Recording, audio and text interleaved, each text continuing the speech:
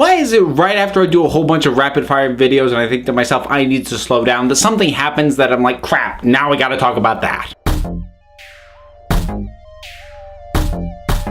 Even though I haven't gotten around to addressing this franchise in Animation Junkie yet, I am an absolutely massive fan of Ghost in the Shell. So that means I need to address the news that Scarlett Johansson has been confirmed as playing the lead in the live-action adaptation of that same property. Now, I need to start by sort of setting aside the fact that I kind of wish the movie wasn't happening at all. I have a very inherent negative reaction to whenever an animated property gets remade as a live-action film. I've got pretty deep-seated reasons for that, but honestly, that's a discussion for another time, so we'll stick a pin on that. We'll come back to that later. So if I just sort of embrace the fact that this movie is happening whether I wanted to or not, Scarlett Johansson, honestly, not a bad pick. Now, I don't think the official announcement actually name-checked that she was going to be playing Major Motoko Kusanagi. That's obviously the character she's going to be playing. I suspect the reason they haven't dropped the name yet is that name may get changed because it's such an inherently Japanese name and Scarlett Johansson just isn't. But as far as this casting goes, yeah, honestly, I think this is about as good as we're going to get if this movie does in fact have to happen.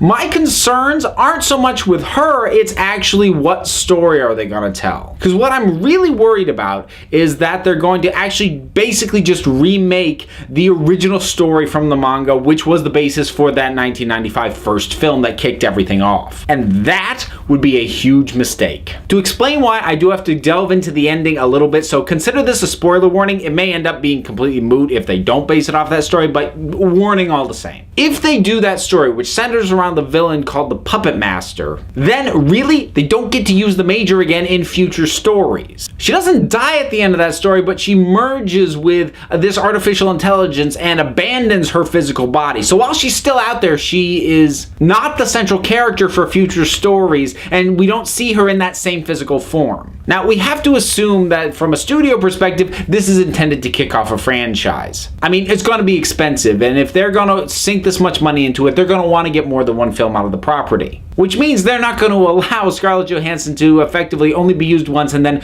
drop the character. So what that means is if they use the story of the Puppet Master and what happens at the end of that, they're going to have to change the ending so that they can keep Scarlett Johansson around. But if they do that, they fundamentally betray and miss the point of what that story is, because what happens at the end is really vital to paying off everything that builds up to that point. Now, what could work, and what I'm kind of hoping they're doing, is that they save that for maybe a third entry in a trilogy. And what they start us off with is basically what the TV series Standalone Complex did, which was to take those characters, those themes, that world, but tell original stories that still were honoring all of those things. I think if they do that, or if they borrow elements from Standalone Complex or Innocence or other stories that aren't the Puppet Master and craft a new story around that, then that could work, and you can build up the sort of existential crisis and the questioning of herself and what is life, what is intelligence, what is being human,